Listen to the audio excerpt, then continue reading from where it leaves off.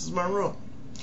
I want to talk tonight about something I saw on the news. It's a word that I heard in the context of a news report about the Olympic torch relay. As I'm sure most of you know, the relay is underway in Canada right now, and the report was talking about different runners that were running along the course, how many runners there were, how many communities the torch would be going through, things of this nature. And the reporter talked very briefly, a few seconds, about one particular runner whose leg of the journey was initially, I think, canceled due to protesters, and later on he was given a second chance. This particular runner was distinct, for me anyway, in that he was described as a victim of cerebral palsy. Cerebral palsy is a physical disability. It's the disability that I have. And I wanted to talk about that a little bit because I am not an ambassador of disabled people everywhere. I am not a spokesperson. I am not a representative. I am not a lobbyist. I'm just a guy. I'm Joe Public. And as a man speaking solely for himself, I would like to say that I do not consider myself to be a victim of cerebral palsy. I am not a victim of my disability. If I am a victim of anything, then it could probably be said that I am a victim of myself, of my negative view of myself and of the world that has dominated my mindset for a lot of my life, for a long time. As I think I've said before, I didn't like myself. I hated myself. I didn't think that I was good enough. I didn't think I had the right to anything. I didn't think I had the right to even call myself human. And as a result, I gave myself, I believe anyway, I conditioned myself for an anxiety disorder, and I wound up agoraphobic for a lot of years. I think I conditioned myself to be afraid, and I think that that is how I have turned myself into a victim. I have been victimizing myself. But am I a victim of my disability? No. In fact, I think my disability gives me a lot of strengths. I have a level of patience that I think is above average. It's given me a deeper understanding into what it's like to be a person of difference.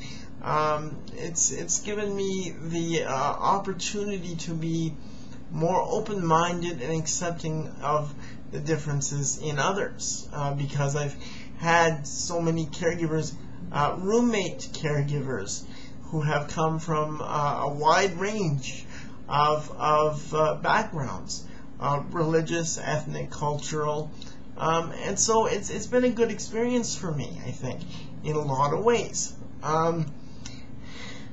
I think that when people think of disabilities, what they see are some very, very frightening things. And the reason for that is because I think it's human nature to fear a loss of control or ability. Perhaps that is why the elderly are so what's the word that I'm looking for here, folks?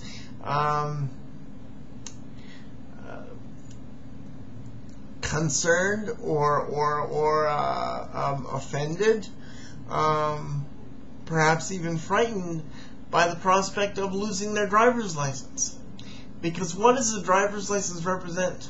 It represents, still I think even today, it represents independence. And when a senior citizen loses that symbol, the psychological effect, I think, can be profound. Disabilities like mine that are so visible, you can see the wheelchair, I can't hide the wheelchair. They can be very, very intimidating to people because the wheelchair represents what I think people fear a lot, and that is a loss of ability, a loss of control, a loss of freedom and independence. And that's not necessarily the case, but I think that is what is represented. I think it's better than when I was a kid. When I was a kid, we were still in the early stages of integration, so we had a long way to go. But now, in the present, I find that things are a lot better, and we still have a ways to go. But I think old perceptions still persist, and I think that this is a perception that is in the back of most people's minds, and people are intimidated by what the wheelchair might represent for them, which is completely understandable. But as a disabled person, I mean, do I feel victimized by my disability? No. There's a couple of examples I could use. For example, have you noticed what kind of premium parking spaces we get? Preferential parking. I mean, usually I say that with sarcasm, and I'm saying that to be funny, but it's a very good example. I've had people who have been out with me. One guy said flat out, he said, you know, Ryan, when I'm out with you, I get respect. People get out of the way. They help out more. They hold the door open when we're going through. When I'm out alone and I have a grocery cart full of groceries, they won't do that. I'll be struggling and I'll be ignored. So I think that there's pros and cons to everything, and so I take issue with the idea of being victimized by my disability. It's important to say again, I've said this before, I think, my disability is a condition, not a disease. You can't catch cerebral palsy. It's not communicable.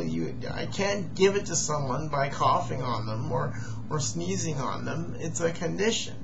And the difference between a condition and a disease is that a disease gets progressively worse until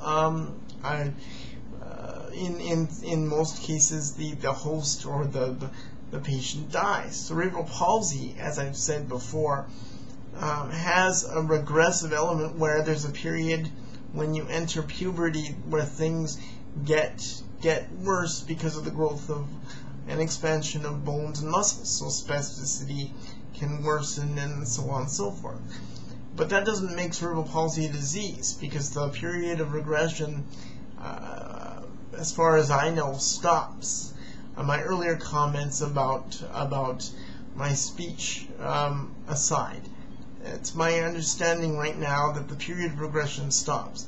With diseases, they keep going and they do get worse, measurably worse. So it's not a disease, and for my part, I'm not a victim. I just thought I would say that. Yeah, that's basically all I wanted to log in and say, folks. I have more that I want to say, and in future casts, I'm going to do that. But for tonight, keywords: Rye, not a victim. Parking's great, and people hold doors open, and it's not easy being disabled, but it's not necessarily the tragedy that I think some people still today see disabilities as being. So this has been Rye's Room, and I hope to see you soon. Take care. Bye-bye.